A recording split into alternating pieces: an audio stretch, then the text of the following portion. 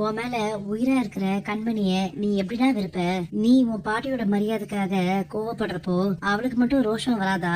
எனக்கு இந்த குடும்பத்தோட மரியாதையும் பாட்டியோட கௌரவம் தான் முக்கியம். அத அலட்சியப்படுத்துற யாரையும் என்னால மன்னிக்க முடியாது. ஹாஃப் பிளேட் பிரியாணி கொடுங்க, முட்டை வேண்டாம். தேன்மொழி, ஜீவாவுக்கு லெக் பீஸ்னா ரொம்ப பிடிக்கும். சூப்பரா ஒரு 2 லெக் பீஸா பார்த்து வை. ஜீவாவா? சார் உனக்கு அப்போ ஏற்கனவே தெரியுமா? ஆமா, இவர் என்னோட சின்ன வயசு ஃப்ரெண்டு. இந்தா ஜீவா சாப்பிடு. என்னோட ரெஸ்டாரண்ட் கடன்ல ஓடிட்டு இருக்கு கண்மணி. கொஞ்சம் நெஞ்சம் இல்ல, கோடி கணக்குல கடன் இருக்கு. ஆனா அந்த ஏரியால உன்னோட ரெஸ்டாரண்ட் தானே பயங்கர பாப்புலர். எப்பயுமே கூட்டம் அலமோதுமே. அதெல்லாம் ரொம்ப வருஷத்துக்கு முன்னாடி தான் கண்மணி. புதுசா வந்த ஹோட்டல்ஸ்க்கு முன்னாடி அப்பாவால போட்டி போட முடியல. கேட்கவே ரொம்ப கஷ்டமா இருக்கு ஜீவா. இந்த மாதிரி நிலைமை உனக்கு வந்திருக்கவே கூடாது. இதெல்லாம் நீ எப்படி சமாளிக்க போற?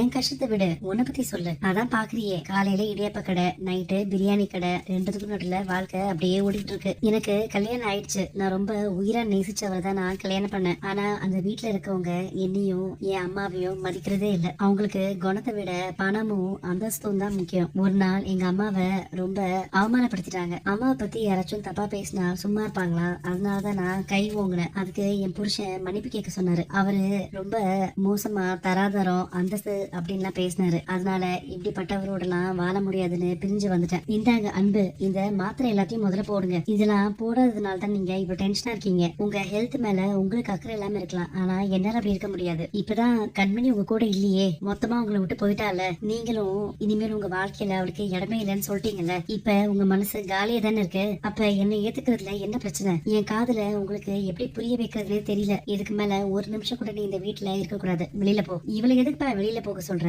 அன்னைக்கு அந்த கண்மணி அத்தனை பேர் முன்னாடி என்ன அடிக்கிறதுக்கு கைய ஓங்குனா. நீ அனுப்பின சாப்பாட்டுல எதையோ பண்ணி நம்ம கேட்டரிங்கே சீல் வச்சு மூட வச்சிட்டா. ஆனா வெண்ணிலா எல்லாரும் நம்மள கைவிட்ட நிலைமையில நம்ம என்ன பண்றதுனே தெரியாம கதி கலங்கி நிக்கும் போது கோடிக்கணக்குல பணத்தையும் கொடுத்து அவளோட நகையையும் அடமான வச்சு நமக்கு உதவி பண்றா. இவளே அந்த வீட்டை விட்டு போக சொல்ற. சரியான நன்றி கட்ட வேணி. வெண்ணிலாவை இந்த வீட்டை விட்டு துரத்துற உரிமை யாருக்கும் கிடையாது. வெண்ணிலா இந்த வீட்டோட மகாலட்சுமி. அவ இங்கதான் இருப்பா. அப்ப உங்களுக்கு இந்த வீட்டோட பேரை முக்கியம் இல்லல்ல, அவளோட பணம் தான் உங்களுக்கு முக்கியம் இல்ல. சரி பாட்டி, எனக்கு மரியாதை இல்லாத இந்த வீட்டுல என்னால இருக்க முடியாது. நான் போறேன். இதுக்கு மேல இந்த வீட்டுல நான் இருந்தேன்னா இன்னும் அதிகமா தான் கஷ்டப்படுவேன். அன்பு நில்லுப்பா, தயவு செஞ்சு போகாத.